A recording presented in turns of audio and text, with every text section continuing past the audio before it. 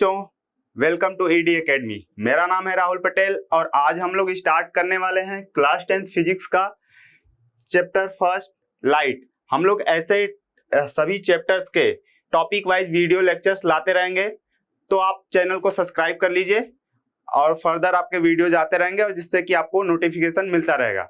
तो आज हम देखते हैं कि आज के इस वीडियो में क्या है आपके लिए। तो आज हम लोग जानेंगे कि लाइट क्या होता है, इसके बाद देखेंगे कि हम किसी ऑब्जेक्ट को कैसे देख पाते हैं, प्रोसेस कैसा होता है। फिर देखेंगे कैरेक्टरिस्टिक ऑफ लाइट, क्योंकि हम लाइट को डिटेल में पढ़ने वाले हैं तो पहले लाइट के बारे में अच्छे से जान ले क्या क्या इसके कैरेक्टरिस्टिक हैं। ओके, तो लेट अस स्टार्ट। ओके, तो फर्स्ट थिंग कि व्हाट इज लाइट। तो बच्चों, लाइट वर्ड सुनते ही आपके दिमाग में क्या आता है कि आपके दिमाग में आता है कि सन से लाइट रेज आ रही हैं, वेरियस टाइप के बल्ब याद आ जाते हैं आपको। मींस जितने भी लाइट के सोर्सेज है, candle, oil lamp, various kind के जो लाइट के सोर्सेज है वो सब याद आने लगते हैं, जिस है ना आपके दिमाग में इमेजेस उसके आने लगते हैं। ठीक है, तो क्या होता है लाइट, आप लोग वीडियो को पॉज करके आंसर कमेंट बॉक्स में कमेंट कर सकते हैं। ठीक है, तो मैं बताता हूं। तो बेसिकली लाइट आपका एक फॉर्म ऑफ एनर्जी है। मींस जैसे आपने क्लास 9th में वो kinetic energy, potential energy, sound energy, ये सब के बारे में सुना है, सिमिलर तरीके से लाइट भी एक क्या है, एनर्जी है। कैसे डिफाइन करते हैं, तो हम ऐसे बोलते हैं कि light is a form of energy that gives the sensation of vision. Means light एक ऐसा एनर्जी है जिसके हेल्प से हम अपने आसपास के ऑब्जेक्ट को देख पाते हैं। मींस यहाँ पे जितने भी ऑब्जेक्ट हैं हम लोग देख पा रहे हैं, वो किसके हेल्प से देख पा रहे हैं, लाइट एनर्जी की वजह से। क्लियर है? जैसे ये वॉल दिख रहा है तो कैसे दिख रहा है, वहां से लाइट हमारे आंख पे आ रही है। ये आपको स्मार्ट बोर्ड दिख रहा होगा तो कैसे दिख रहा होगा, यहाँ से स्मार्ट बोर्ड से लाइट निकल के कैमरे पे जा रहा है और वीडियो शूट हो रहा है और आप देख पा रहे हो। ठीक है, इसके बाद देखते हैं how do we see object, कैसे किसी ऑब्जेक्ट को हम देख पाते हैं। तो स्टूडेंट, किसी भी ऑब्जेक्ट को देखने के लिए एक इंपॉर्टेंट कंडीशन, क्या, जो भी ऑब्जेक्ट आपको दिखाई दे रहा है वहां से लाइट आपके आंख पे आनी चाहिए। ठीक है, अगर उस ऑब्जेक्ट से लाइट निकल के आपके आंख पे आ रही है तो वो ऑब्जेक्ट आपको क्लियरली विजिबल होगा। ठीक है, जैसे कि हम यहाँ पे एक इमेज के हेल्प से देख सकते हैं। यहाँ पे ये पर्सन है, ये पेंसिल को देख रहा है, तो कैसे, पेंसिल से लाइट निकल के इसके आंख पे जा रही होगी और इसको दिखाई दे रही होगी। अब ये लाइट पेंसिल पे कहां से आ रहा है, तो होता क्या है, सन से लाइट पेंसिल पे आ रहा होगा, फिर ये लाइट रिफ्लेक्ट होकर इसके आंख पे जा रहा होगा। अगर यही जो है सन को देख रहा होता ये, तो सन को देखा तो सन तो डायरेक्टली लाइट इमिट करता है ना, लुमिनस सोर्स आप बोलते हो, जो डायरेक्टली मींस जिनके पास खुद की लाइट होती है, तो ये डायरेक्टली इमिट कर रहा है, तो ये डायरेक्ट आपको मींस इसको दिखाई दे रहा है। लेकिन यही जो है पेंसिल, तो सन से लाइट पहले पेंसिल पे जा रही है, फिर लाइट इसके आंख पे जा रही है और दिखाई दे रहा है इसको। ठीक है, सिमिलर यहाँ पे भी एक इमेज है कि सन से लाइट इस फ्लावर पे आया, फिर फ्लावर से लाइट रिफ्लेक्ट होके इसके आंख पे जा रहा है और इस पर्सन को दिखाई दे रहा है। Okay, next, characteristic of light.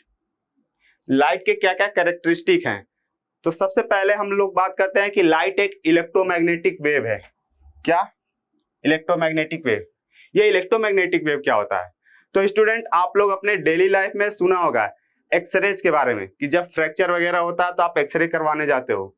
फिर आप सुने होंगे कि अल्ट्रावायलेट रेज होता है जो सन से निकल के आता है, हार्मफुल रेडिएशन, जिसके वजह से स्किन कैंसर वगैरह, है ना।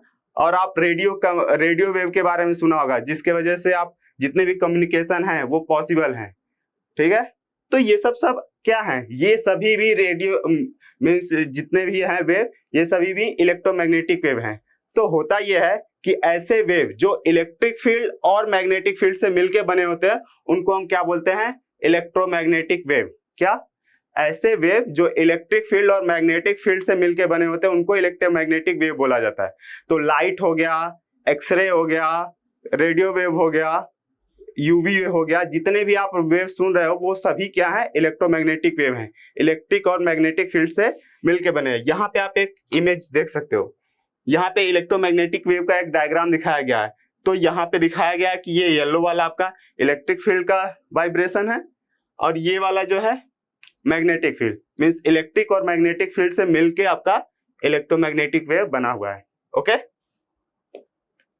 इसके बाद नेक्स्ट पॉइंट है कि लाइट को जो ट्रेवल करने के लिए किसी मीडियम की रिक्वायरमेंट नहीं होती, ये हम जानते हैं, है ना। जैसे सन से लाइट आ रही है आपके पास, तो हमें पता है स्पेस में तो कोई मीडियम नहीं है, मींस कोई सबस्टेंस वहां पे नहीं है, तो वहां से लाइट सन से आ रही है आपके अर्थ पे या हमारे पास, तो बीच में तो कोई मीडियम नहीं ना, फिर भी वो आ जा रहा है।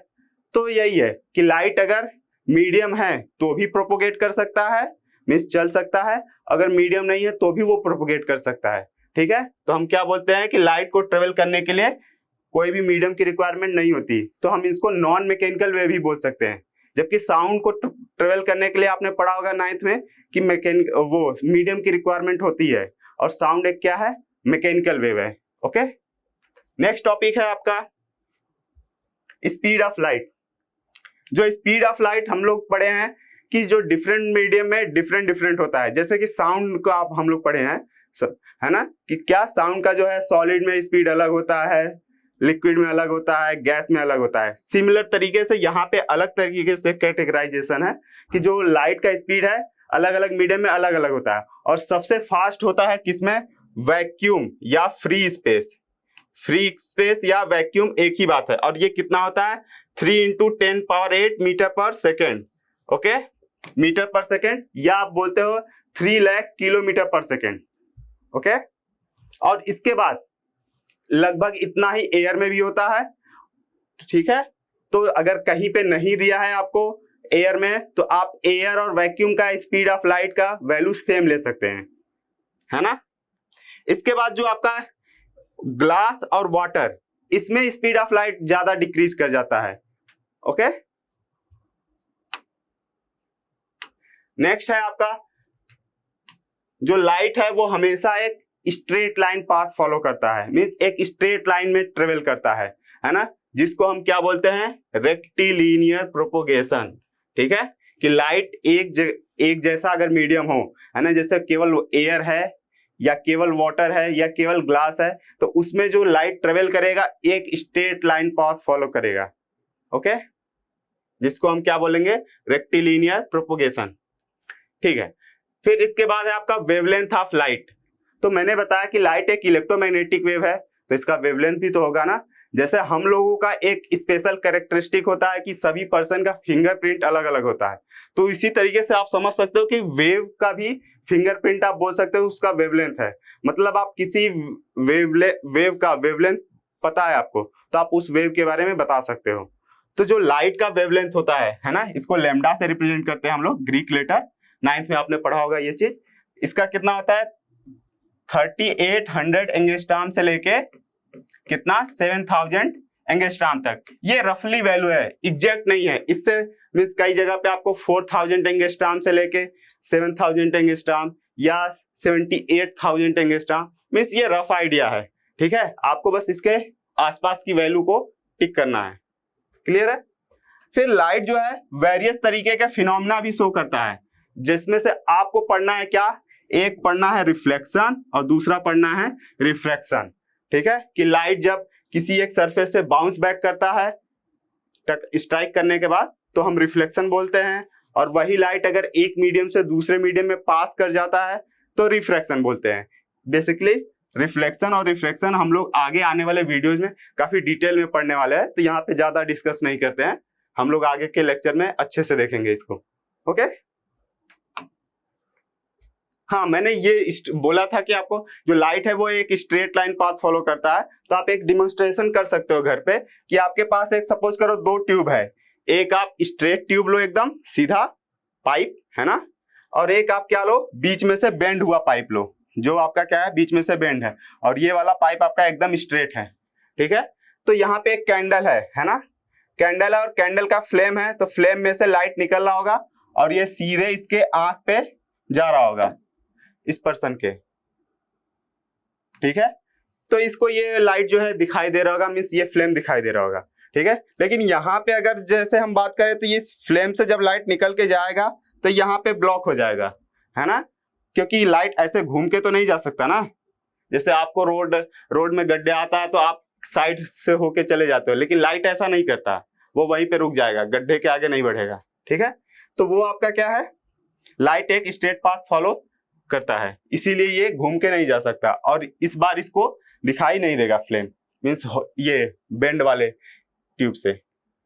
यहाँ पे दूसरा डेमोन्स्ट्रेशन है कि आप बहुत से कार्डबोर्ड ले लो 3, ठीक है, और सब में छोटे छोटे होल कर दो और सभी को आप खड़े कर दो एक जगह, मीन्स फिट कर दो, और उसमें इस तरीके से फिट करो कि जो होल्स का जो है ना सभी एक ही लाइन में आए होल। अगर एक ही लाइन में होल रहेंगे तो आपका जो लाइट है वो निकल के इसके आंख तक पहुंच रहा होगा और इसको दिखाई दे रहा होगा। अब आप क्या करो, इसी में से किसी कार्डबोर्ड को ऊपर या नीचे शिफ्ट कर दो, तो इस बार होगा क्या, होल जो होगा ऊपर हो जाएगा या नीचे हो जाएगा, जैसा आप शिफ्ट करोगे तो यहां से लाइट निकल के जाएगा और फिर ब्लॉक हो जाएगा, उसके बाद उस लाइट जाएगा नहीं और उसको फिर दिखाई नहीं देगा ये फ्लेम। ठीक है, तो हम बोल सकते हैं कि लाइट हमेशा एक स्ट्रेट पाथ फॉलो करता है। नेक्स्ट है आपका, आज के लिए इतना ही। नेक्स्ट आपका ये एक इंपॉर्टेंट क्वेश्चन है, आपको इसका आंसर कमेंट बॉक्स में कमेंट करना है। ठीक है, बाकी मैं आंसर इसमें कमेंट बॉक्स में मैं बता दूंगा आपको, या इसके लिए मैं अलग से वीडियो भी बना दूंगा। तो पहला क्वेश्चन देखते हैं क्या, कि हम लोग जैसे बोले मैं कि लाइट एक एनर्जी है जिसके हेल्प से हम सभी अपने आसपास के ऑब्जेक्ट को देख पाते हैं, तो क्या हम लाइट को देख पाते हैं कि नहीं, मीन्स लाइट विजिबल है कि नहीं। और दूसरा आपका है जो लाइट का नेचर है, लाइट एक इलेक्ट्रोमैग्नेटिक वेव है, तो ट्रांसवर्स वेव है या लॉन्गिट्यूडनल वेव है, आपको ये बताना है। ठीक है, थैंक यू, आज के लिए इतना ही। बाकी फर्दर आप चैनल को सब्सक्राइब कर ले और वीडियो अच्छा लगा तो लाइक करें और अपने दोस्तों के साथ शेयर करें। Okay, thank you.